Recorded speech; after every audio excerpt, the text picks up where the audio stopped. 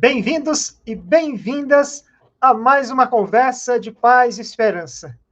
E hoje, dia 28 de outubro, dia do servidor e da servidora pública, eu trago aqui um programa para a gente tratar do serviço público brasileiro. E o nosso convidado desta noite é o nosso companheiro, amigo, irmão, Pedro Bezerra.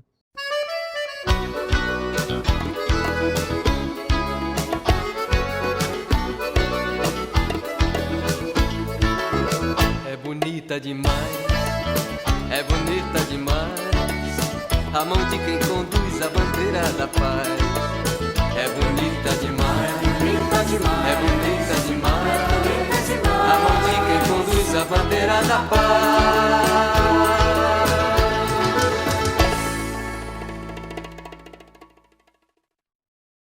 Eu quero, antes de trazer aqui o Pedro na nossa sala, pedir para que você curta o nosso canal, para que você divulgue para as pessoas com quem você conhece e a gente possa fazer com que essa mensagem chegue para tantas outras pessoas. Você está assistindo nesta noite aqui no Conversas de Paz e Esperança e TV Causas da Vida.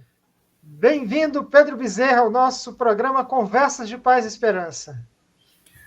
Olá, Daniel, olá aqueles que nos assistem, muito obrigado por essa oportunidade de dialogar sobre esse importante aspecto de toda a sociedade, que é o serviço público, né? Estamos aqui para ajudar a compreender, ajudar a entender um pouco alguns aspectos do serviço público brasileiro. Compartilhar minha experiência com vocês. Que maravilha, Pedro.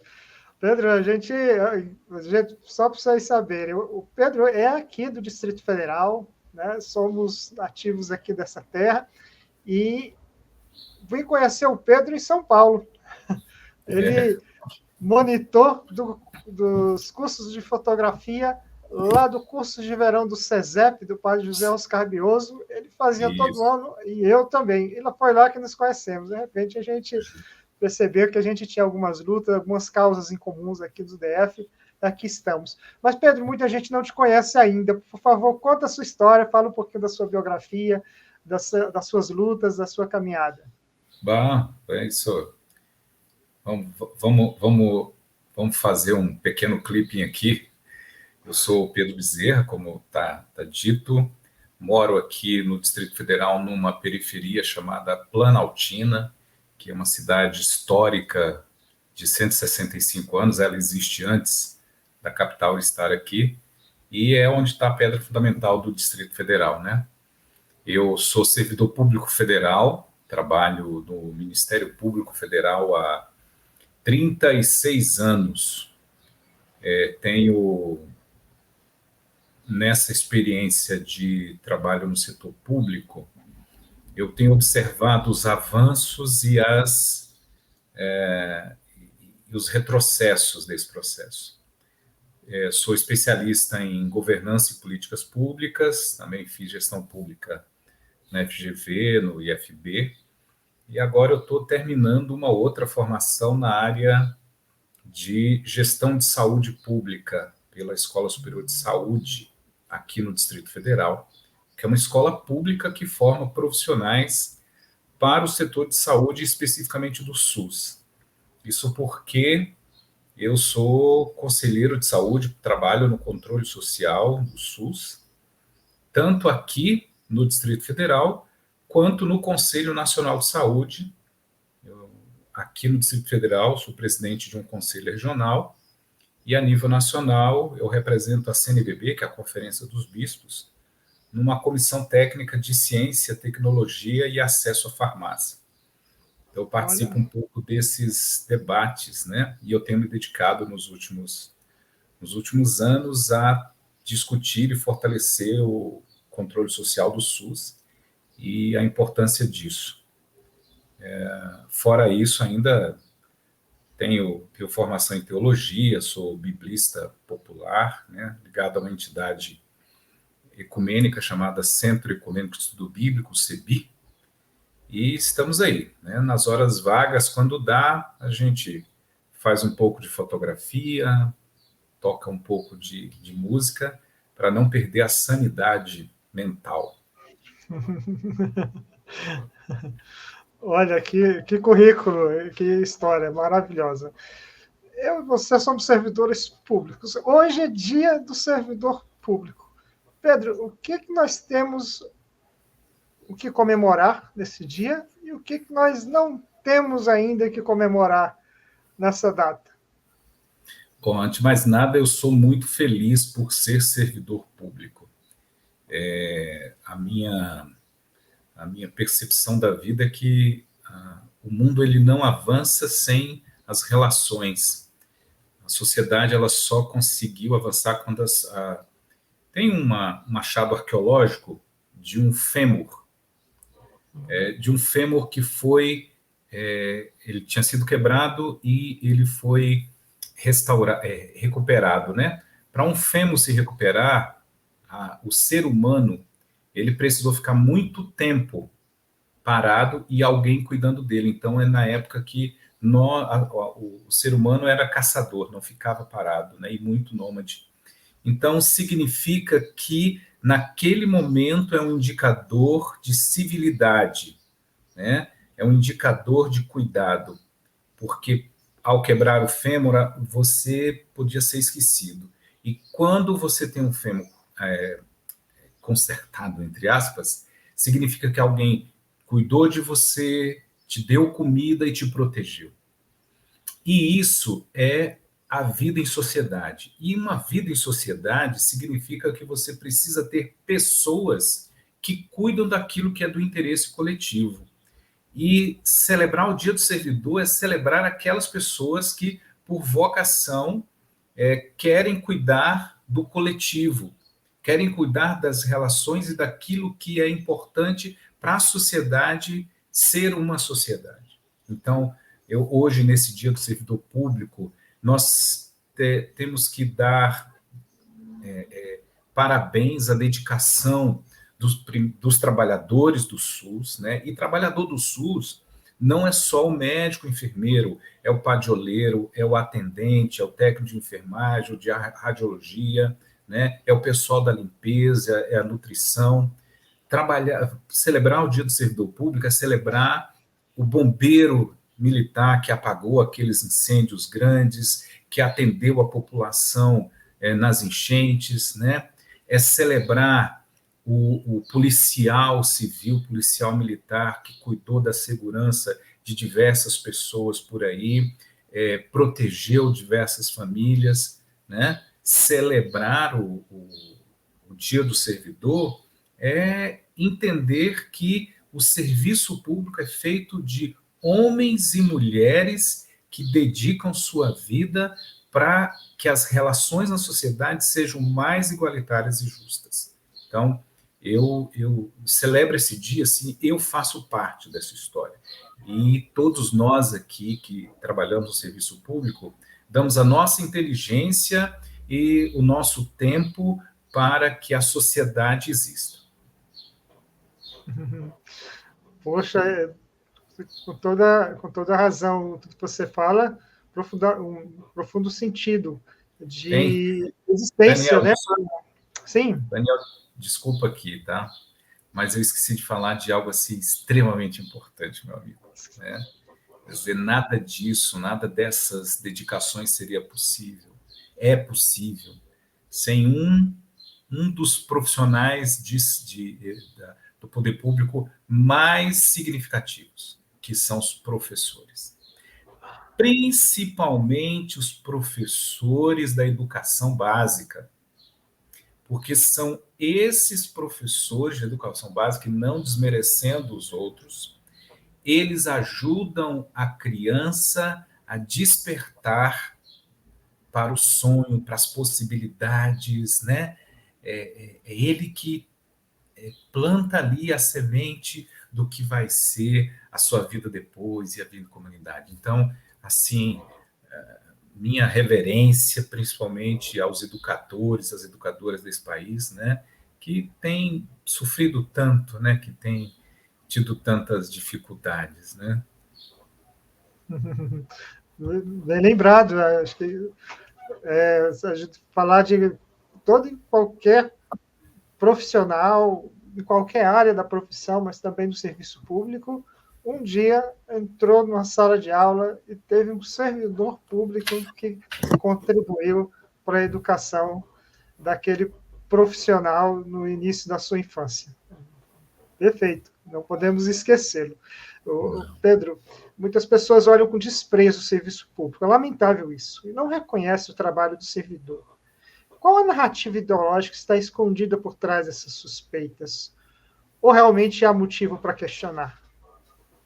Daniel, nós já temos, assim, um meio século aí de caminhada nesta vida, e os mais novos não sabem, mas num passado não muito distante, havia uma grande campanha no Brasil, principalmente na mídia televisiva, que não existia internet, era da cadeira com o paletó, né?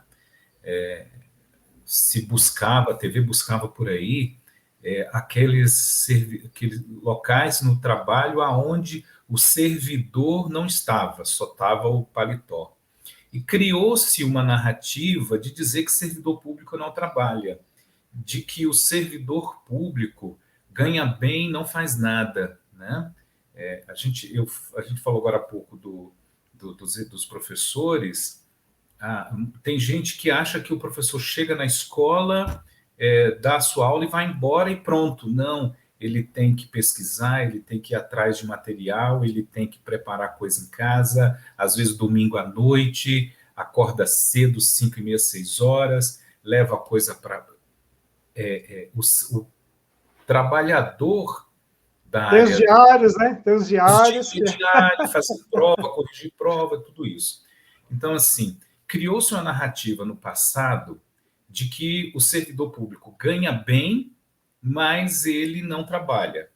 E eu tenho tido diversos debates com pessoas da área privada que vêm e pessoas bem esclarecidas até, que vêm dizer que nós somos privilegiados. Aí eu puxo um pouco, e aí, sendo breve aqui, fazendo uma reflexão sobre como assim privilegiado.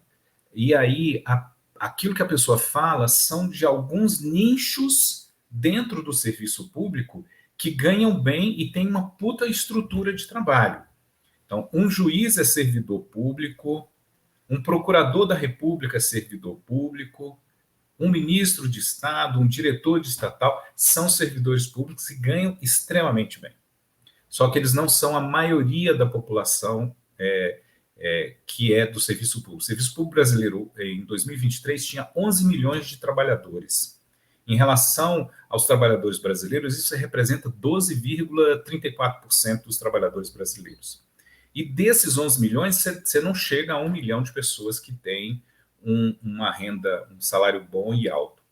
A grande maioria são, vamos lá, professores e professoras, nos mais variados rincões do Brasil, que às vezes o salário que ganha não dá para manter-se, e então tem outros bicos por aí. Você tem policiais civis e militares que não ganham o que ganha aqui em Brasília, porque, e aí vamos ser sinceros, né? Brasília tem os melhores salários para bombeiros e policiais, mas não é a realidade do Brasil, né? E aí você tem o que é ser um policial, por exemplo, um policial militar, é você sair de casa sem saber se você volta. Você pode ser morto, né, ao andar na rua por ser reconhecido como policial. É um bombeiro que vai atender a uma enchente, vai atender a uma queimada, e ele pode sofrer problemas de saúde ao entrar em locais extremamente contaminados. Então, isso é ser servidor público. Contudo, aquilo que as pessoas ficam olhando são alguns servidores públicos que não atendem aquilo que ele acha que tem que ter. Então, ganha bem, mas não trabalha direito. E aqui eu vou colocar uma coisa que existe ruim no serviço público, eu vou colocar da minha área, que é a área da Justiça e do Ministério Público. Para mim, não é correto os tribunais funcionarem para a população a partir do meio-dia. Eu acredito que nós temos que avançar no sentido de cobrar que tribunais e Ministério Público atendam a população pela manhã também. Você olha aqui a questão, nós tivemos agora, estamos aí vivendo o processo eleitoral, e as pessoas sabem, os cartórios no Brasil funcionavam a partir de meio-dia, né? Mas só que a população precisa do serviço pela manhã. O cartório eleitoral precisa funcionar pela manhã. Qual a justificativa dele não estar funcionando pela manhã? Né? Quer dizer, a gente precisa que funcione. Os tribunais, tudo isso ajuda as pessoas a terem uma visão ruim, né, do serviço público, mas isso não é todo o serviço público, sabe?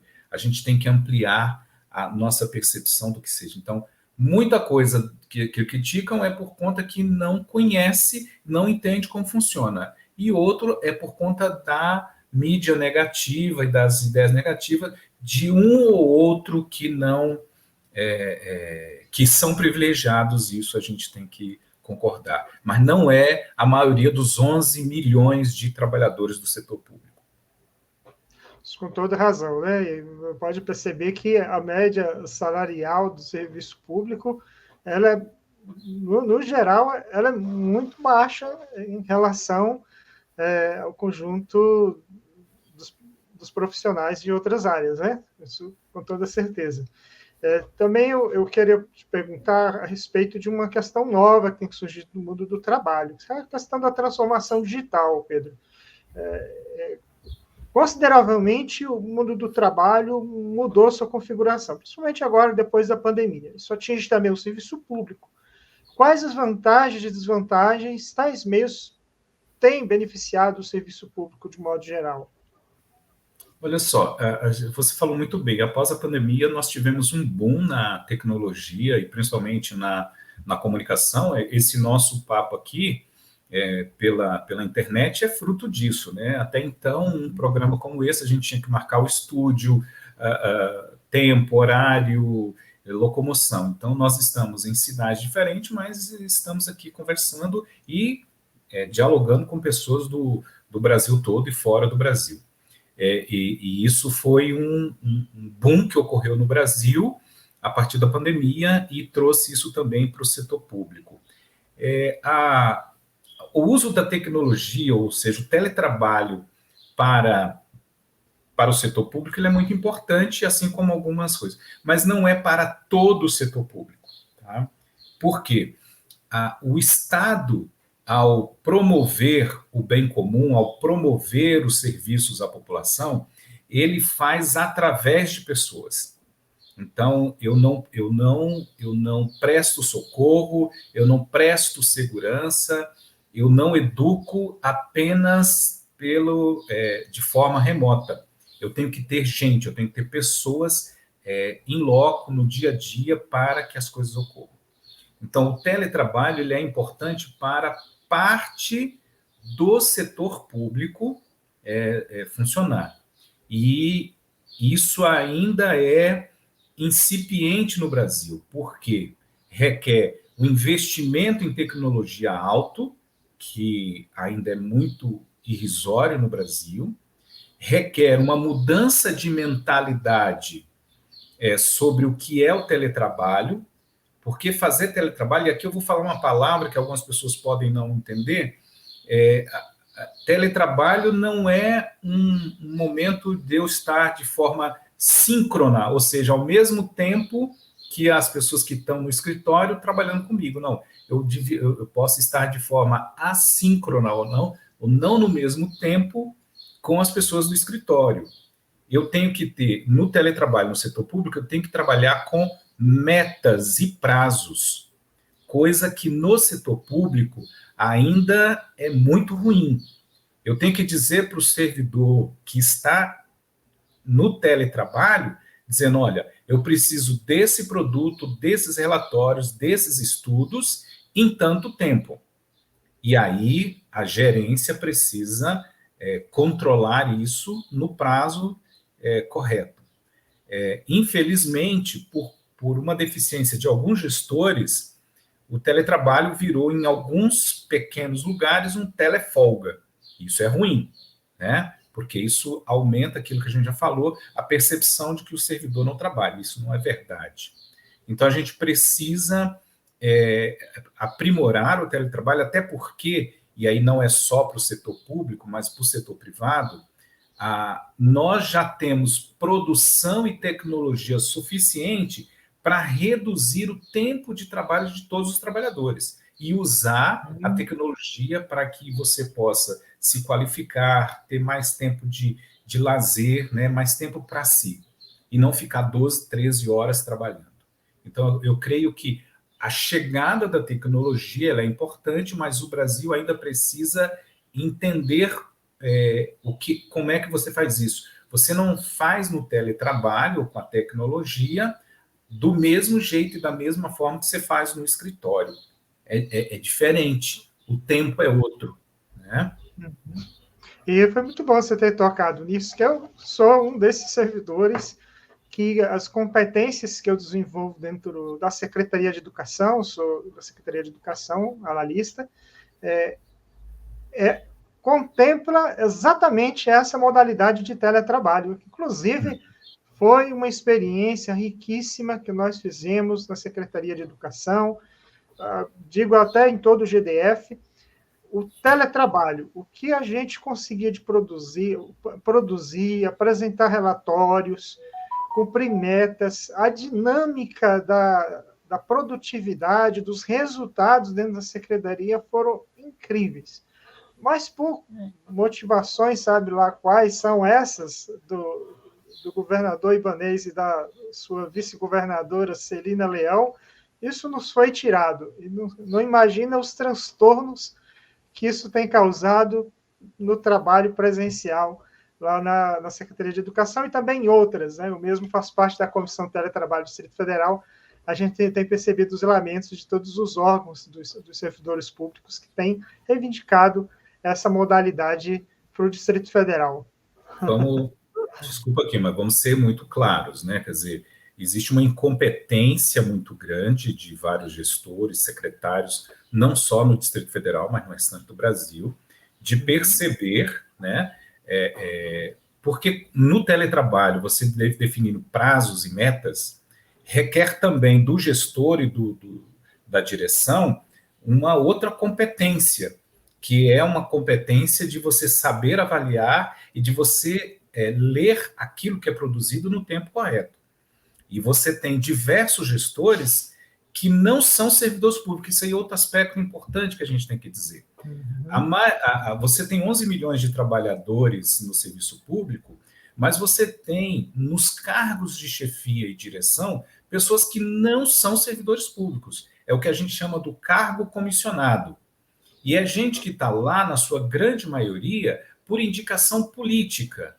E aí, esse cara que está lá por indicação política, ele não conhece do trabalho, ele não conhece da dinâmica, e ele precisa, por uma insegurança e incompetência natural, ele não consegue ficar numa sala ou num departamento sem as pessoas, porque estão em casa, porque ele não tem como responder, ele não tem como dar andamento, aí ele começa a trazer as pessoas de volta, até para ele se sentir mais seguro e responder ao padrinho dele que está ali.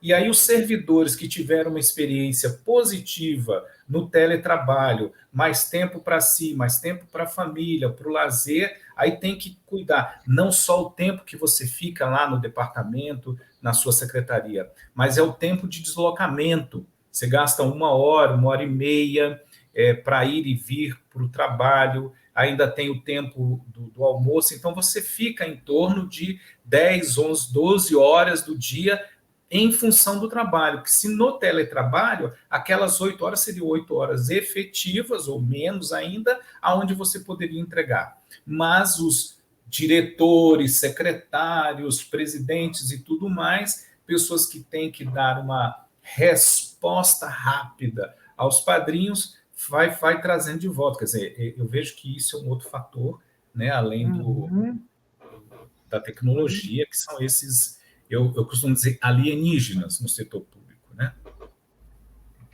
Muito bem, é uma análise interessante que eu ainda não tinha parado para pensar a respeito. Extremamente válida.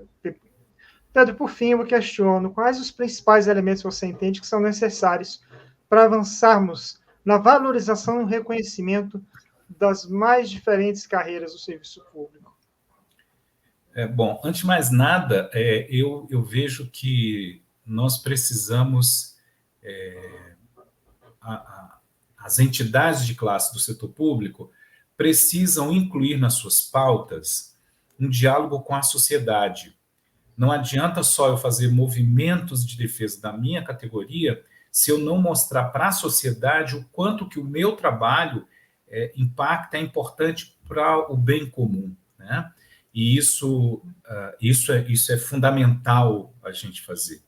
Mas eu vejo que o serviço público ele precisa avançar um pouco mais na questão de, a gente chama lotação de servidor, local onde as pessoas precisam estar mais próximo da população. Nós temos um problema grave no país, que é a falta de profissionais nas periferias das cidades, né? E aí eu vou puxar especificamente para a área da saúde. O programa Mais Médicos, criado lá no governo Dilma, ele foi uma mostra importante de como o Estado deve estar presente aonde ele é necessário. Então, você levar médicos, enfermeiros, técnicos nas periferias e nos rincões do Brasil. Então, a lotação de servidores aonde precisa é um fator para a melhoria do serviço público. A questão do concurso nacional unificado que foi feito, ele precisa ser algo contínuo no nosso país. Outra coisa, hoje, depois da reforma da Previdência, feita na época do governo Temer, o serviço público ele deixou de ser atrativo para muita gente. No meu caso, eu me aposento em breve, mas eu me aposento com o meu salário integral, e se o servidor da ativa tiver aumento, eu também terei. Só que quem entra hoje no setor público não tem isso. E aí você fica sem ânimo para entrar, então você vai procurar outro caminho, e aí abre o espaço para terceirização no setor público. Então, uma política de reajuste e de direito para os servidores poderem, as pessoas usarem a sua inteligência e o tempo no setor público. E, por fim, tem uma coisa que é muito importante, Daniel, e quem está aqui nos assistindo. Quem entra no serviço público, por mais que você estude, por mais que você seja formado, mestre, doutor, quando você senta numa cadeira em qualquer departamento, qualquer setor, ministério, você não sabe como funciona. Porque existe um conhecimento dentro do setor público que é próprio. Não é, e você não vê isso nas universidades. Então, existe uma dinâmica diferente, uma lógica diferente. E aí nós precisamos fazer uma coisa.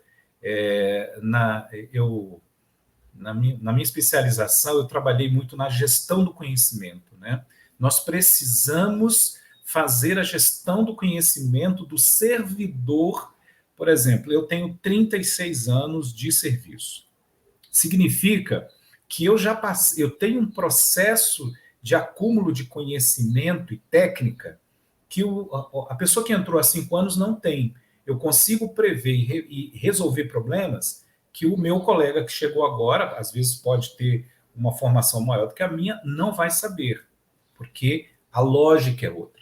Então, a gente precisa fazer a gestão do conhecimento para que não haja aquilo que a gente vê muito, que é a descontinuidade de políticas. A gente vê muito isso em prefeituras e em secretarias. Você aposenta um servidor e o outro que assume, ele não dá continuidade. Às vezes não é por má vontade, é porque ele não sabe a lógica e não tem ninguém para explicar para ele, sabe? Isso é uma perda para o setor público.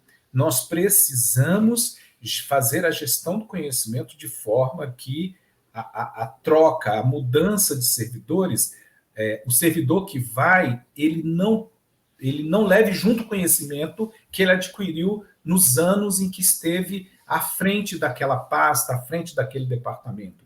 A gente precisa ter um repositório, a gente precisa ter um protocolo quando eu for me aposentar, de eu conseguir passar aquele conhecimento para os próximos, para os futuros, para que a população não seja prejudicada com a falta do servidor.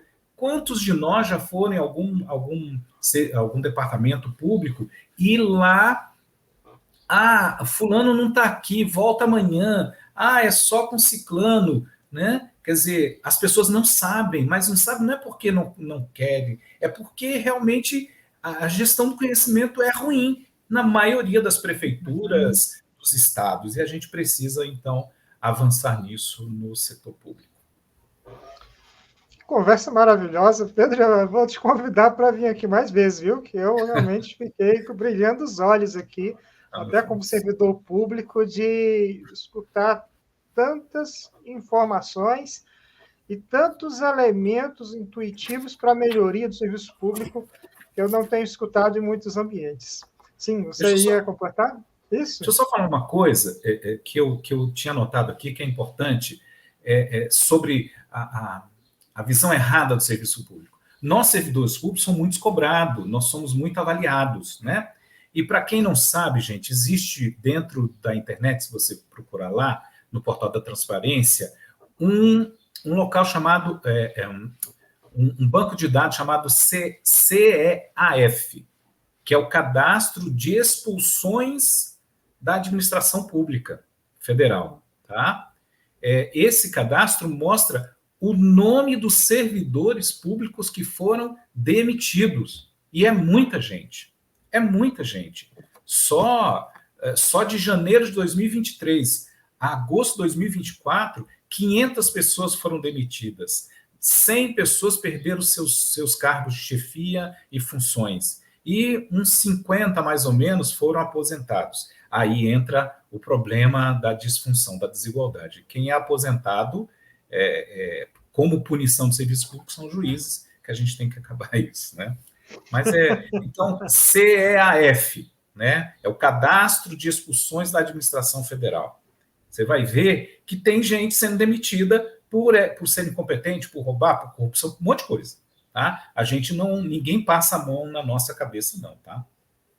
Só isso. Isso é verdade. Eu mesmo tenho observado, não tinha nem acessado ainda o site da transparência nesse link, mas eu tenho notado, aliás, eu digo até para vocês que estão nos acompanhando, eu vou deixar aqui na inscrição do canal o link com acesso a esse cadastro para quem tiver curiosidade e quiser acompanhar. Uhum. E aí eu ia completando, Pedro, eu sempre, até por razão do meu trabalho também, eu sempre acompanho o Diário Oficial, né? Pelo menos o do Distrito Federal, acompanho todos os dias. E é incrível o número de processos administrativos que são publicados dentro do Diário Oficial. Então, realmente, a questão do controle e do trabalho das corregedorias tem sido muito importantes para punir servidores que não correspondem com o munus na qual nós somos investidos no momento que tomamos posse nos nossos cargos, né? Efetivos ou comissionados, enfim. Poxa, maravilhoso. Vou te convidar aqui mais vezes, irmão. Tá certo. Mas, então, eu acho que as pessoas gostaram também desse nosso programa de hoje. A gente avançou com o horário. Eu queria que o Pedro deixasse aqui uma mensagem final para todas as pessoas que acompanham, também deixar aqui a sua homenagem e a sua feminagem aos homens e mulheres que são servidores públicos nesse país. A minha origem é cristã e eu peço permissão àqueles que não são para lembrar uma santa da Igreja Cristã Mundial, que é Santa Teresa, né? Ela diz assim: ao caminhar, nunca perca de vista o seu ponto de partida. Aquele que está no serviço público, aquele que entra num determinado cargo, nunca se perca nas benesses, nunca se perca nas pompas e nas circunstâncias. Tenha sempre em vista aquilo que te motivou a estar ali, a ocupar aquele cargo, aquela função, porque o serviço público é para ajudar a sociedade a ser melhor, toda a sociedade. Então, seja feliz na carreira que você escolheu e faça da melhor forma possível. E deixe o seu legado para aqueles que irão vir depois de você. Seja feliz. Esta foi mais uma Conversa de Paz e Esperança. Espero você na próxima segunda, às 20 horas. Tenham todos uma ótima noite.